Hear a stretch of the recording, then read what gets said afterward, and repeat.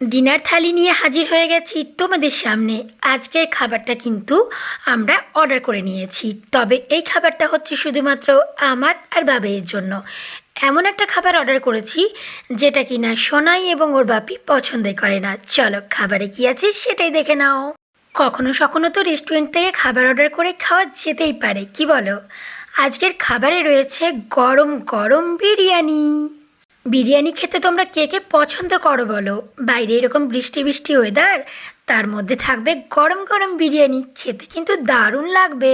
এবার বিরিয়ানির সাথে কি অর্ডার করেছি সেটা চলো দেখাই।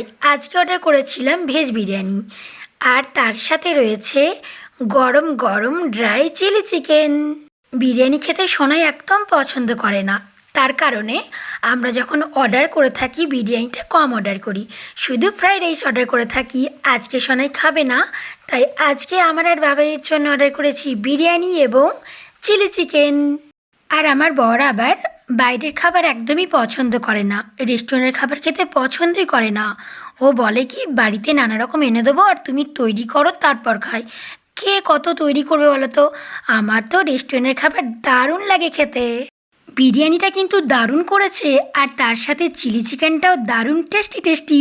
আচ্ছা তোমরা কি পছন্দ করো রেস্টুরেন্টের খাবার?